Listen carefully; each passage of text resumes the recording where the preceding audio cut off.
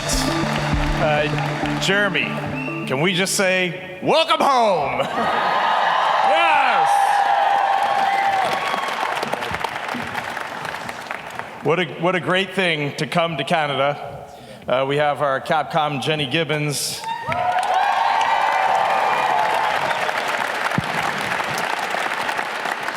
Our hometown hero, and hero of the United States of America as well, Jeremy Hansen.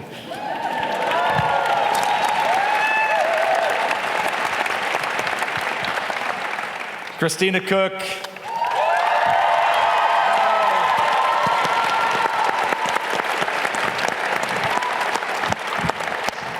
Our truly world-famous pilot, Victor Glover.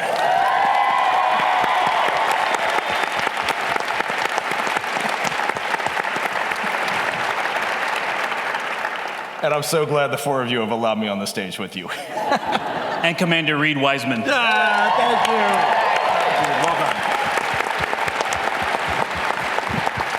We're going to get into questions very quickly, but it's very important for us to be up here. It's very, very important for us to be here, to be in Canada, to be with you all, to celebrate with you all. We were with the Prime Minister earlier this morning. I'll just share one short story. My kids love Tim Hortons coffee, maple donuts. I love maple cream cookies. There are so many great things here. But we were with the Prime Minister this morning, and the thing that really stood out to me, Jeremy talks about it all the time. The United States makes space for others to join, especially in the space program. Uniquely right now, maybe in the space program. And Canada has so much to offer as we go for a sustained lunar presence. And it was really dawning on me as I was listening to Jeremy and the Prime Minister talk. You all do exactly what we need done on the lunar surface. You're heavy into tech, you're heavy into people, you're heavy into culture. You have these areas of your nation that you need to go service to keep people alive. You need to get food there, you need to get clothing, shelter there. All the things that you're doing here and the way you all care for each other and care for us, this is exactly what we need as we begin a sustainable presence on the lunar surface. So you are with us, we are with you, and we can't wait to see what lies ahead. Thank you. Thank you, Reed. Thank you so much for that intro, and I'm so delighted to see you all here. Thanks so much. I was talking to Victor before, and he asked me what I do if I did this often. I was like, well, I do pre-show chats, post-show chats, you know, after a show. So this is the post-show chat. So they did a really huge show, and now we're chatting about it. So let's put it that way. Thank you, Victor. So a question for the whole crew. So you can feel the energy, you can feel the excitement.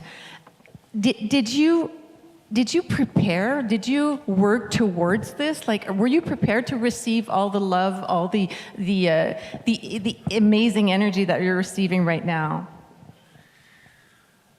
May I start?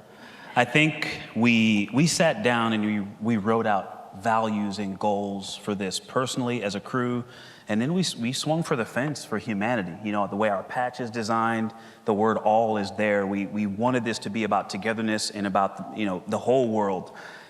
And I think we maybe actually got what we asked for, but the whole prep for it, we thought about it up front, but I don't know if we were really truly prepared for what has actually happened. And anybody else on the impact that you're having and the envisioning the impact?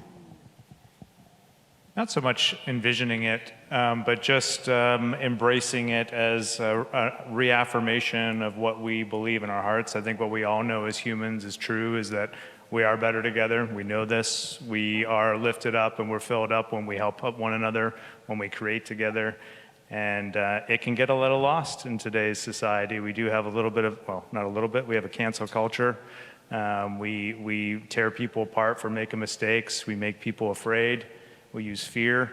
And this was just an affirmation that everybody knows this is true. We're better together. We're better when we create.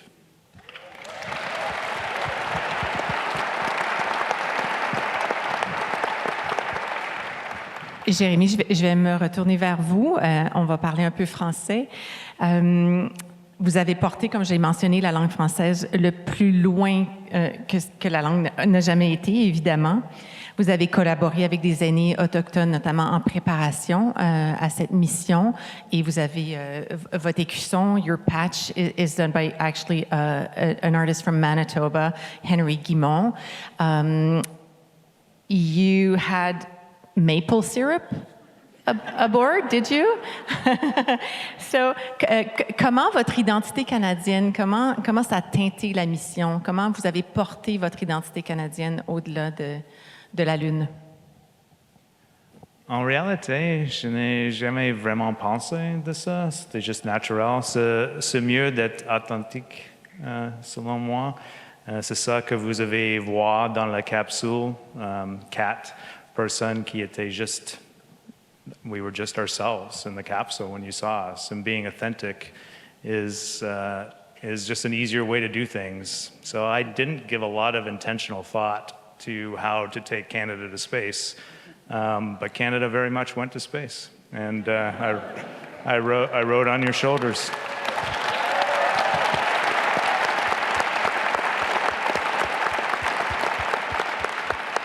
Now, Jenny, you're going to add something, please. Yeah, I would love to if now's the moment. I feel very grateful being here, being along with my friends who I had the privilege of speaking to when they were flying close to the moon and supporting this mission. And when we talk about what it means to have Canada fly in space and what that must have felt like, I was on the ground with presumably all of you, unless you were also in space at the time. I don't know for sure. But I just want to say the joy that I felt in observing this mission and following it. I was so proud as a Canadian to see Jeremy fly, and I started thinking about how we got there and how far Canada reached on that mission with our partners from NASA and the United States. And that might be the extent of our reach for now. We will go further. But if you trace that all the way back to the roots of the Canadian space program, the foundations, those are the people in this room. They're the people of Canada and the leaders in Canada who made decisions and invested in our space program many, many years ago. And the fruit of that labor is a mission like Jeremy's, and hopefully many more. So what it means to see Canada fly in space, I just was thinking back to hopefully what it means to all the people of Canada, the people who are proud to have Canadarm on their $5 bill, and the people that were so proud to see him fly, because that's really what it means to have Canadians fly in space. So hopefully all of you were as proud as I was.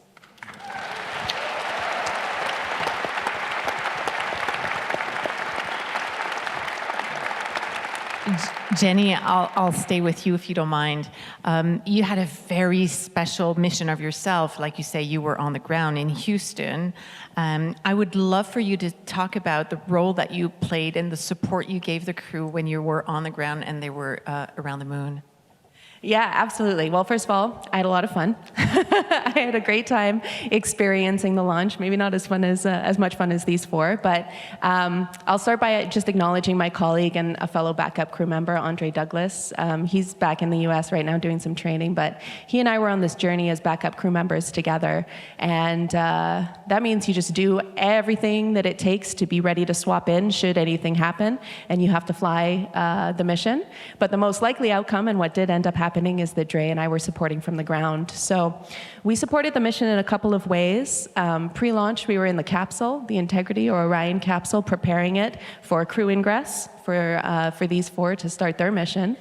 And then, gosh, when that rocket lifted off, as fast as I possibly could, I was back to Houston and sitting in mission control for the burn where they made the decision to go to the moon, called the translunar injection. And really from then on, I was supporting from mission control.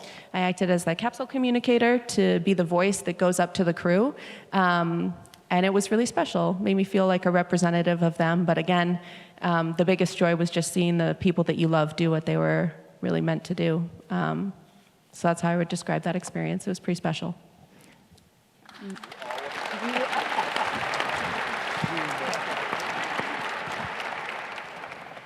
I thought we might have to do this, which is to tell you a little bit more about all the incredible contributions that Jenny made to our mission, because you probably saw every mic rush to every mouth up here, because what she said was maybe 3% of her contributions. She was, and I think this might resonate in this place, the ultimate understudy for this mission. But not only that, she was ready to go on stage at any moment, and any of us would have trusted her with that mission at any time. But in addition, she brought so much value in cross-integration, bringing teams together, making forums where they didn't exist before, and bringing people to the table to make parts of the mission that were transition phases that no one was giving enough attention to ultimately successful. So you have no idea.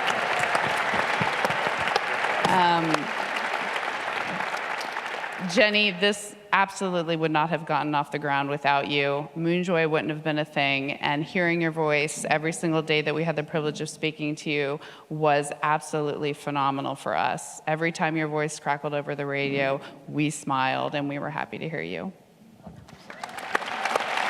Thank you. Thank you for this. Ici, on se trouve dans un lieu des arts de la scène, en fait. We're in an arts institution, for sure. So I'm very tempted, and I remember Chris Hadfield singing with his guitar when he was on his own mission. We didn't see you sing at all. But quelle aurait été la place des arts? Parce que we heard you were taking photos, there was a playlist, you know. Did art have a space? You were choreographing within, the capsule to just move around. Did the arts have a place either during the missions or the mission or before even? I would love to start. The answer is categorically yes. When you're the first crew flying a spacecraft, we want to get out there and we want to get back alive. That's the bottom line. And that's not very artistic. That's just procedures in human nature. But we really flew a magnificent vehicle that was controlled by a huge and very competent team. And I think as you saw this mission transpire, for those of you that watched, the arts really played a huge role. And they didn't just play a huge role in the mission, they played a huge role in pre-flight as well. We actually reached out into the society and we found a poet, and we had that gentleman give us countless hours of instruction and homework and practice. How do you relay what you're seeing through the five senses and through poetry? We reached out to spiritual leaders in England who have studied the culture of the moon throughout the history of humanity. These were things that really resonated with us as the operators on this vehicle, and it's all tied into the arts. And even though Pink Pony Club Chorus didn't play, and we're still a little disgruntled, even music played a huge part. On the 7th, I'll tell you one just very quick story. On the 7th day of our mission, we had not had any music inside the spacecraft. And this young man found this commercial off-the-shelf speaker and a bunch of wires and figured out how to wire it in a little clandestine into our computer system. And then for the first time, we had shared music. We had our earbuds, but this was the first time we had shared music, and it was like the whole environment changed in that spacecraft. All of a sudden, we were peaceful, happier. It was more togetherness. And when somebody would float around and knock the cable out of the computer and it would go quiet, it was just like, what happened to the music? Where'd the music go? And it is amazing. We are definitely technical operators, but we are deeply passionate about the arts and what they bring, the richness that they bring, the way they connect society, and the joy that they brought us on this mission.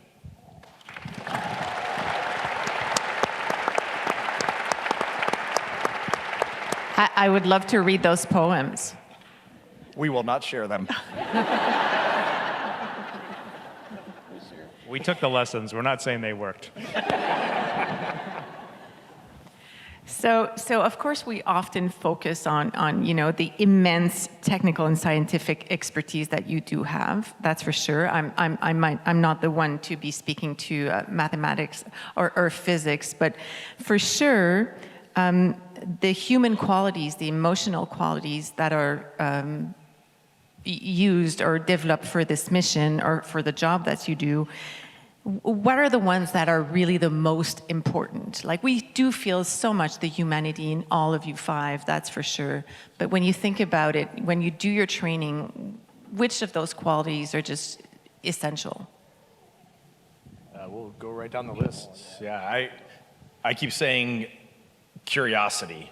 When you're out doing this, we could send robotics to do these missions, but this brain, these eyes, curiosity, natural sense of wonder for me is very important. I was asked for 3 years if I was excited, and it was weird to, tell people no. And I know this, but excitement just didn't capture the thing that was at the front of my mind, and it's not a feeling, but I guess I'd summarize it as focus. There's so many things going on, and it's actually one of the areas where Jenny helped bring some organization. There's so many things going on, and you're trying to maintain focus through it all.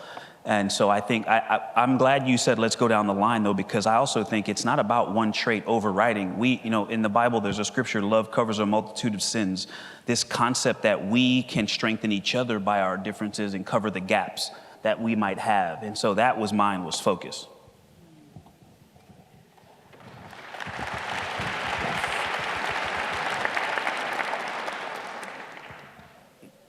I may need someone to help me out if there's a word for this, but I'm going to say capacity to give grace.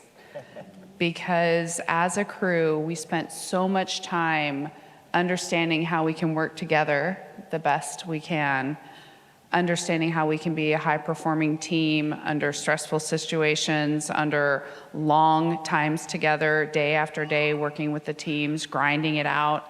And this ability to, when you look at your crewmate and you've basically been on a 3-year family vacation with them, to still love them every single minute, because you're just finding the beauty in everything, in who they are. And maybe more importantly, accepting that they're doing the same for you.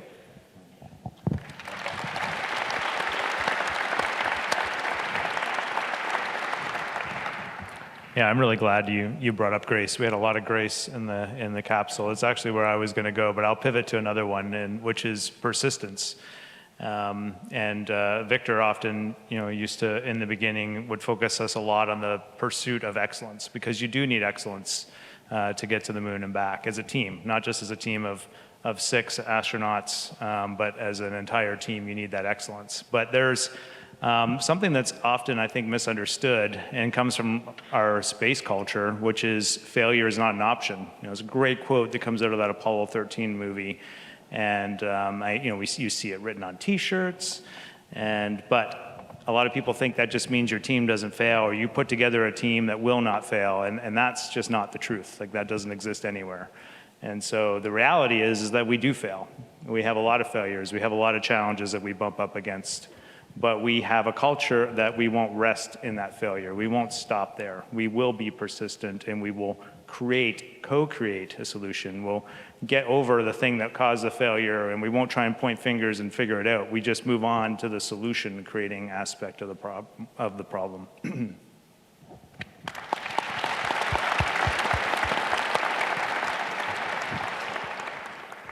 For me, I would choose something that is kind of woven through all the answers that we've heard on this question so far.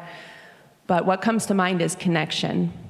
And we say that in our office, a lot of the work we do is based on relationships that you have with each other, and relationships that you have with the rest of the ground team, the subject matter experts who are teaching you and working with you when you're in mission control.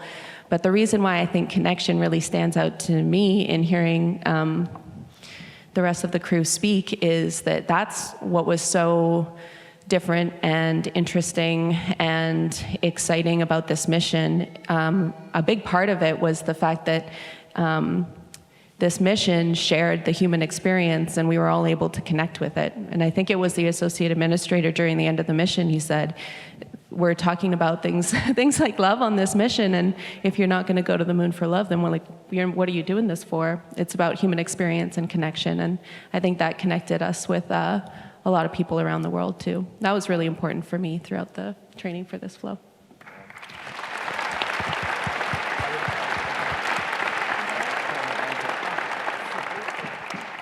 So he started by saying excitement, and I just got to get this in there. So we have just gone from 39 times the speed of sound. We've come through Earth's atmosphere at 4 Gs, fire everywhere. Parachutes are opening. We splash down in the Pacific Ocean. We open our visors. This guy sitting next to me, he looks over and goes, "Now I'm excited."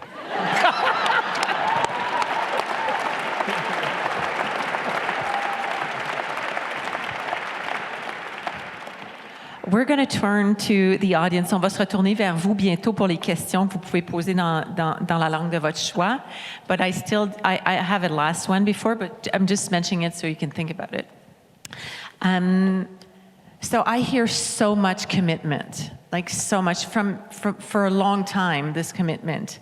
So I'm tempted to ask, like, when did you know, like, I feel I'm going to make a relation to the arts again, but, you know, like ballet dancers, they start really early on. You know, musicians, they practice, you know, since such a young age. And so I'm tempted to ask you, when did you know that you had that in you, that was exactly what you wanted to do, be an astronaut, which sounds like a child's dream, really. Well, I'll start by saying that when I was 5, my mom put me on ballet, and it didn't take long to know that I would never become a ballet dancer.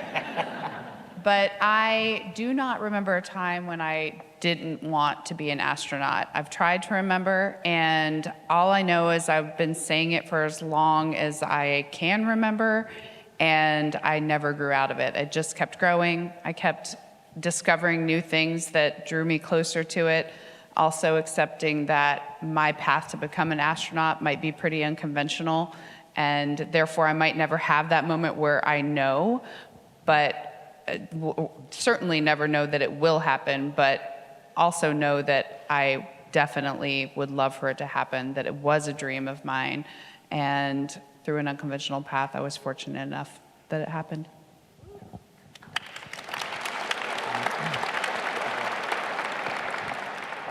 Only because I see so many young people, I think it's important to flesh out the path that she talked about. I actually had what you could consider a very traditional path. At least the first NASA astronauts, my resume looks very similar to theirs. But I didn't know that as a kid. I would stare up at the moon, but it was also I also watched Buck Rogers, and it was about the same reality for me. In 5th grade, I love mathematics. Math has always spoken to me. And I'm talking to the young people. I see a young man in a spacesuit. I also see this just really well-dressed young man. But it doesn't matter if you think you want to be an astronaut now. It was way off my radar. In 5th grade, someone said to me, you might make a great engineer one day. And in my slideshow that I go to schools, I have a train with the loud horn come through right when I say that, because I thought it meant driving trains. And I had no idea what they were actually saying to me. But the point of that is, even without knowing I would eventually wind up here or even have a shot at it, what I did know at the time was my mentors, my scout leaders, my youth pastor, my mom, my dad, they all said to do certain things. And if I did those things, I grew. I got better. I learned to be a teammate. I learned to, count on others and to share what I was going through and to use all of that to get better. And along the way, it still led to growth. And so when I made this decision to apply, I was further along that path than I thought I would be because I was listening to other people.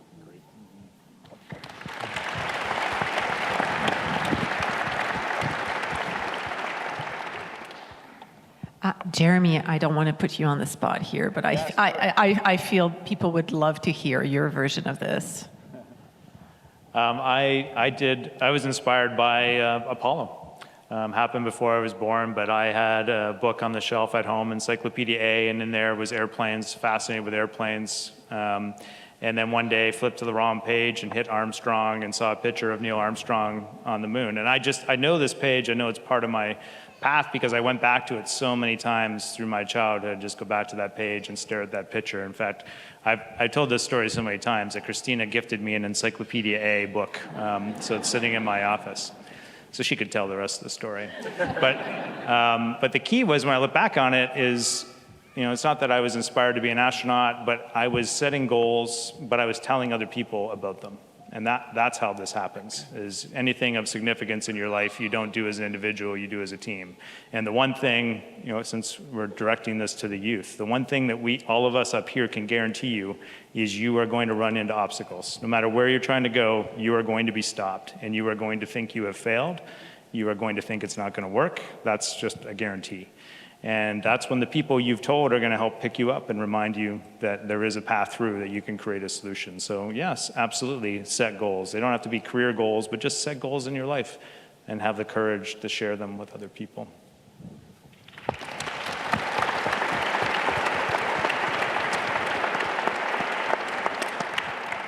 So it's time to turn to the audience now. So you have 2 microphones here, one on my left, one on my right.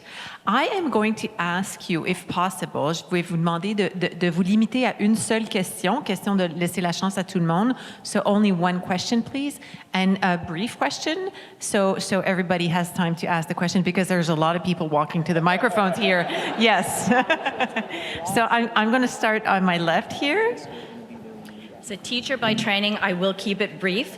What was something that either surprised you most or truly took your breath away, like you did not expect to happen?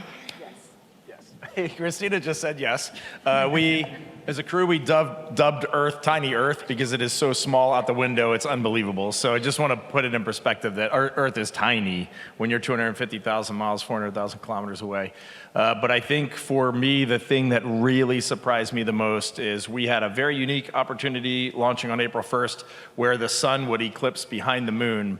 And we'd seen eclipses from Earth where the sun and the moon are about the same size, but up there, the sun was, I think, 35 times smaller than the moon because we were so close to the moon. And as that sun eclipsed behind the moon, we had a lot of science to do, but we very quickly, I heard gasps, I heard, oh my God, I heard, I can't believe this. And when I came out from behind the camera, Victor invited me up into the docking tunnel to look kind of obliquely through this window. And when I did, I just looked at him. I'm like, I don't think the human mind has evolved to the point of being able to understand what we are looking at. And I think he grabbed the microphone and told Houston, we just went sci-fi. And in all the training, that for me was the thing. There's so many unbelievable parts of this mission, but if you just want one singular thing that the human eye saw that was very hard to comprehend, it was seeing the fully eclipsed, 3-dimensional, matte black moon directly out the window, and it is just pulling us around it. It was crazy. Thank you. I'm going to turn to the right here. It would be nice if you say your name before you ask your question, if you don't mind. My name is Daniel, and how many months do you have to train to be an astronaut and go to space? Yeah, I can take this one. I've not been to space yet, so I'll let you know when that happens. But for this mission, these guys trained for 3 years. I was with them for 2.5, correct? But really, I don't mean to be facetious, but like training starts now. I mean, there's stuff that you can do before you're in an astronaut corps to prepare to go to space, like working on a team and sharpening any of your academic skills, learning how you lead and learn and follow. Once you're in an astronaut corps, you have basic training that takes 2 years, and after that, you're considered assignable for a mission. And then the path to flight, once you're assigned, can be anywhere from, I would say, 1 to 3 years. And then please add any of my colleagues if there's anything there. But good question. Thank you. Thank you for that question. Hi, my name is Andrea. I've really enjoyed following this journey with you. I guess first, thank you for inspiring so many. I'm going to get emotional saying this, but it's just been a great privilege to watch you together, both in Artemis and afterwards. Jeremy, during one of your presentations while you were in space, you talked about how Apollo 13 was the most realistic movie to what it was like in space. I went back and I watched it afterwards. You talk so much about how you grew as a family. You've lived together for 3 years training, and you were in such tight quarters for 10 days. Was there really no point during the period that, you just wanted to yell at each other or be a family, I guess? I was really curious about that. You notice that when we got back, we were all pretty tired and pretty emotional from the experience. And in our conference when we got back, we all said some pretty meaningful things, I think. But one of the ones that we talked about was joy, and being on the joy train, and just acknowledging that we do all get off the joy train sometimes, and not. It's okay when it's just one, and then the other three can help get them back on, and then sometimes it's all four of us get off the joy train, and then or all six of us sometimes. I mean, you really do understand that it was weird for us. We trained as a crew of 6 for all that time, and then we had to go do it without them, without Trey and Jenny. That was an adjustment for us. But we have gotten adept at getting back on the joy train because we make the assumption of good intention. Like, we just know that. And I think this relates to our relationships around the world right now. And the one we talk a lot about right now in the news is Canada-US. But we know overall the intentions are good. That love, that interdependence is real. And that's what we have in this crew. We're just demonstrating that for you. And so we, as quickly as we can, get back to that grace. But in the capsule, we were just having the most extraordinary experience. We were on a high. There really wasn't much of that going on at all. I mean, we definitely tried. Like, I opened up a food bag, and it kind of ripped quickly on me, and it got away from me, and I flipped food all across the capsule, and it was all over Victor. And I'm like, oh, dude, I'm sorry. And I went to get a dry wipe, but by the time I got back there, he's like, it's okay, I got it. And he was just eating it off his shirt. So most of our examples are more like that.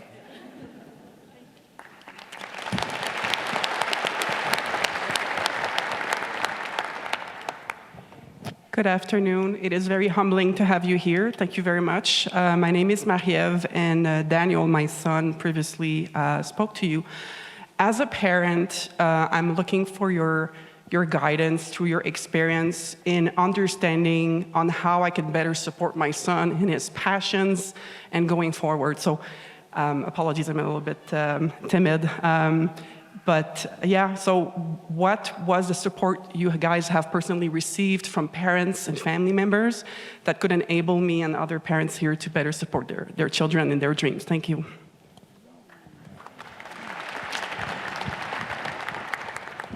Well, I'm the only non-parent up here, so definitely can take this one. But I realized that actually I can just reflect on my own parents, and very quickly something formulated in my head, which is to be authentic and be yourself. As a parent and as a person, my parents could not be more different.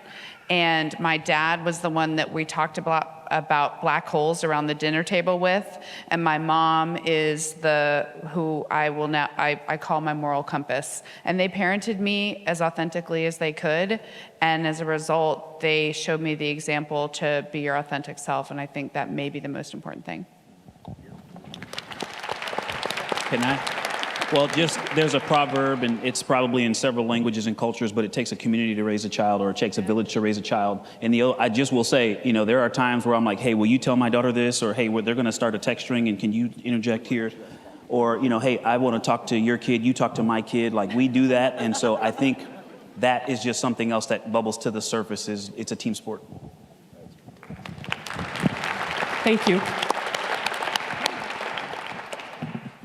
Hi, everyone. My name is Katrina. I also work in the space sector, and I just want to say I listened and watched an absurd amount of content on the mission, and I was completely in awe by both your competence, but your humanity in this mission, so thank you. And my question is, as a professional, I often internally have this tension between what I feel is excellence and play, fun, humor. And I want to hear you about how you reconcile that and how that actually might make you better and more excellent, that concept of play and just having fun. Yeah. Who's going to take this one? There's negotiation going on here. I thought just said, Reed was Jeremy, gonna you need to take take it, this but- because you're the best. Like, he can throw down humor in the middle of a complicated thing. So I think you should just talk about it a little bit. But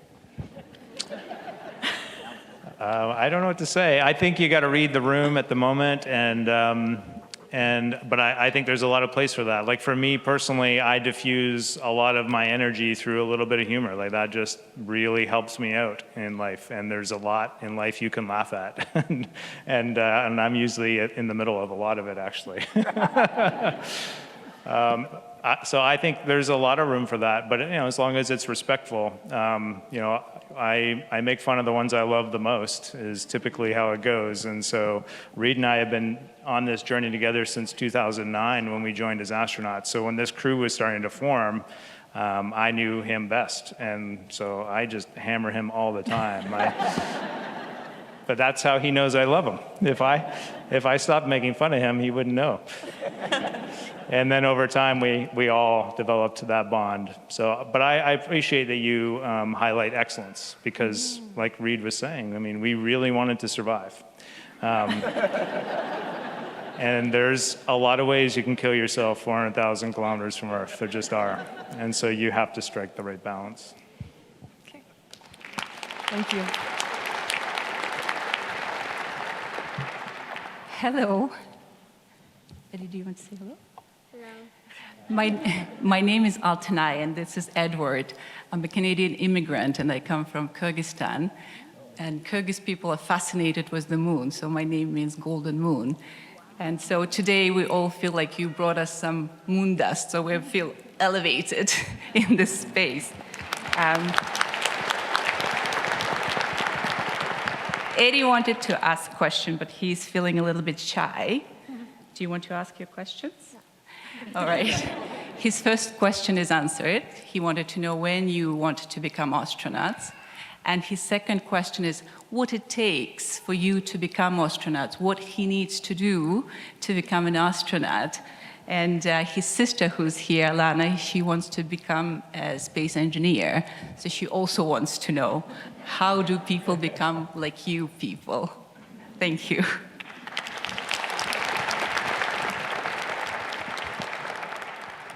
I'll start. I've for many years, I never knew what it took to become an astronaut. I just lived my life and I tried to do things that I love to do.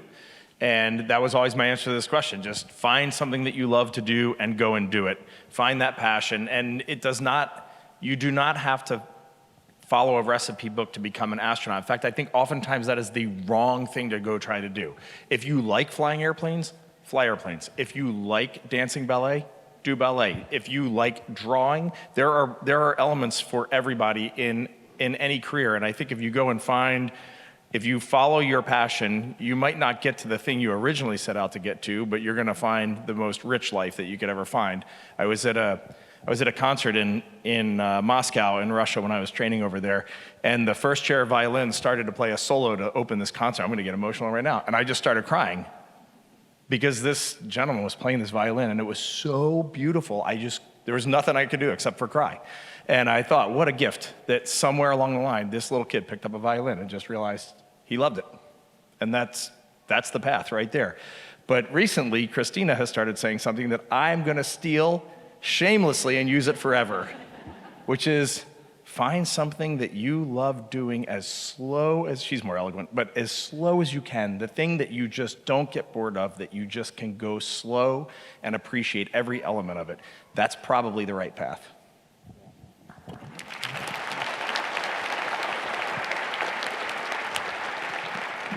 Before we take the next question, there's something we often add onto that, which is you have to do things.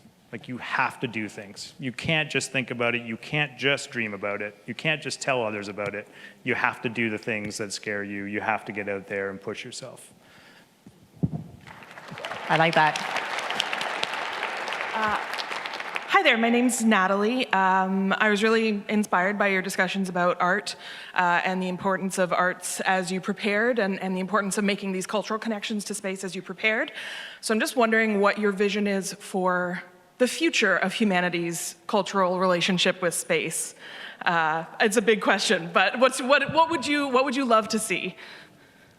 We work with a lot of scientists and engineers, and I will tell you, something that I find often is our educational system works, but it teaches us kind of in stovepipes, but problems in life don't come at us in academic titles, you know, and so I often find myself wishing they had a better grasp of speaking ability or writing ability, and so that's just one thing, right? All of us need to have a healthy appreciation for the art of communication. The science of it too, but the art of communication, and to me, that's one. And it relates to what the young lady said earlier about wonder and fun and technical competence, right? I was 37 and had the engineering degree, so the reputation had gone to a point where I could play more and have more fun. But at some point, we all have to remember that engineers are the people who build culture. Like, you can't disconnect them just because you learned them that way. Thank you so much. Hi, my name's Erin. Everyone is asking such eloquent questions. I'm going to ask a true Canadian question about the maple cookies. First time eating them, obviously not for the Canadians. Can you tell us what brand they were? It's just such a lovely moment, and especially as a Canadian, to hear that you guys got to have like a little bit of Canadiana while you were on the other side of the moon is so delightful. I'm going to start, and then I'm going to pass it to Victor, because I've just noticed this new thing he's doing. He's got this quick draw thing he does with his microphone out of his pocket. I know, I noticed it from the beginning. It's great. I'll cue you. Victor, tell us about the cookies. They were delicious. I don't know what brand, but we had, you know, people ask about the moment we went behind the moon and lost communication with the Earth, and one of the things that we decided to do was have a maple cookie. I don't know if I can give maple cookies a better endorsement.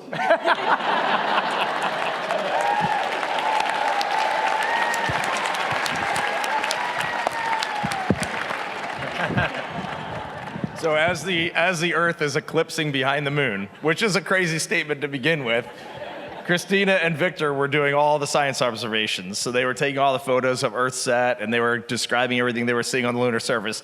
And Jeremy and I were back there cutting open little bags of maple cream cookies and preparing them. And one of the cookies had just its little maple leaf arm was broken off. And I was like, I felt so bad for that little cookie. And Christina ate that cookie with joy. Hi there, I'm John Matheson, and I first just want to say I love you all, and I'm grateful for the example that you're showing to all of us. So my question is, thanks. This morning I was at the War Museum here in Ottawa, and in the World War I exhibition, there's an aerial photograph of Passchendaele after the fighting. And what struck me, knowing I would be here today, was that it looked exactly like the surface of the moon. It was completely lifeless, and it seemed like it was destroyed. It was destroyed. So I wonder how you reconcile the awesome experience of seeing Earth's magnificence from space with the reality of war and destruction on the ground, and what lessons you might be able to share with us. I got it. Did you want it? What you want? It's a very difficult question to answer. I think it's very personal. I'll start. Jeremy will clean up. Thank you, Jeremy. But we do get a unique perspective.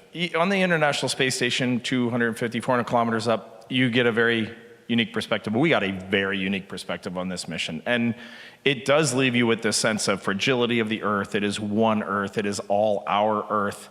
And you do get this sense of like, why war? Why differences? Why any sort of argument ever? Why anything other than love and joy? But I also know that I try to respect the differences. It sometimes is hard. It's especially hard right now where we don't seem to communicate across these differences. But the four of us, the five of us, we are not the same. We have tons of differences. And the amount of growth I've done as a human being, because I have worked with Victor, Christina, Jeremy, and Jenny, that comes from our differences. So I don't necessarily look at differences as a bad thing. I look at the way we sometimes fail to communicate, fail to see each other. That's the thing that I struggle with.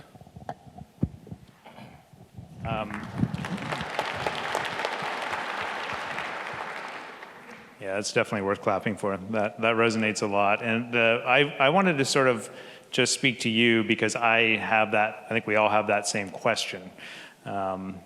And when this patch came out of a relationship that was built with the Turtle Lodge, which is a center in Manitoba for just bringing different Indigenous perspectives together, because there are so many different Indigenous cultures.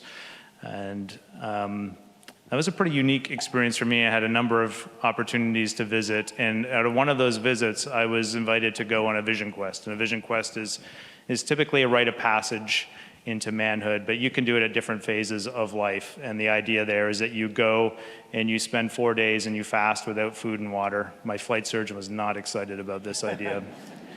But I assured him I would bow out if I needed to. But in this culture, they've been doing it for thousands of years, and it's something you can absolutely do with the right preparation. And I was guided through this, but going into that, I actually took basically that question with me into that vision quest, which was how like I have such an amazing life, so many great challenges, an amazing family, wife, kids, so much happiness, so much joy. But how can I be happy in a world that you're highlighting and the issues going on in the world? Like, how can I just separate myself and do that and not be tackling all of these global issues? And that is what I took into that vision quest with me. And what I left with was, the weight of the world is not on your shoulders as an individual, but what you do with your energy day to day is on your shoulders as an individual. And all of us have a choice when we get up. We can use our energy for good or we can use our energy for bad.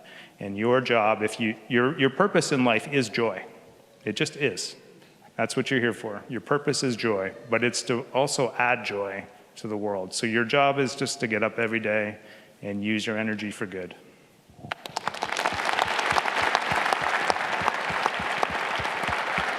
So we are going to take one last question. They're busy people. Yes, yes. So I'm going to turn to you for the last question. Hi, my name's Olivia. I'm sure I'm speaking for a lot of people when I say the feeling of seeing a braid in space. Yes. That was very important.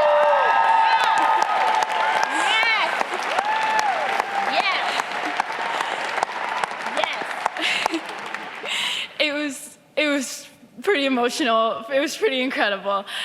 I wanted to ask, a lot of people in Ottawa here, we watched the launch on April 1st on a huge screen right outside this building. I wanted to ask about, you touched on the feeling of togetherness that you guys have, but I wanted to ask about that sort of feeling of togetherness that people had in public spaces, and also of knowing that you were sort of being watched in these huge public spaces. Thank you for that question, and thank you for the comment about the braid. When I originally took the braid selfie, I saw the braid and I was like, it's kind of in the way. And then suddenly I realized what it meant, and I appreciate that it did mean something to you.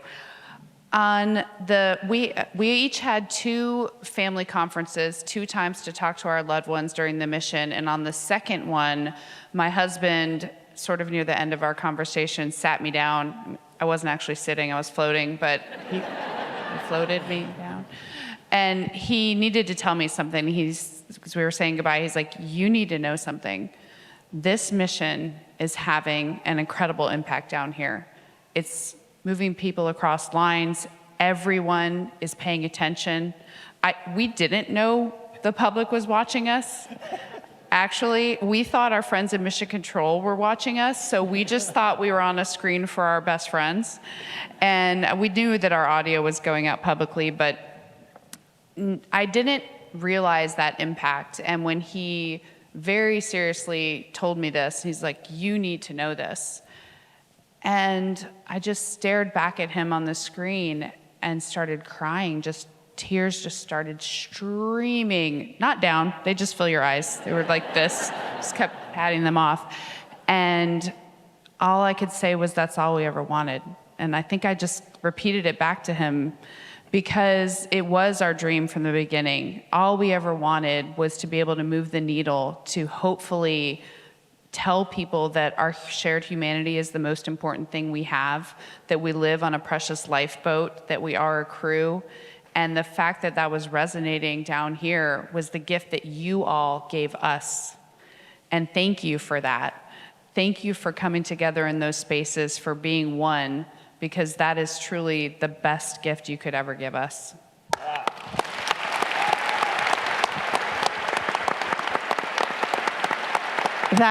Christina, that is such a great final note. It's amazing. Thank you for that generosity, for bringing all your humanity here with us. Thank you for being here.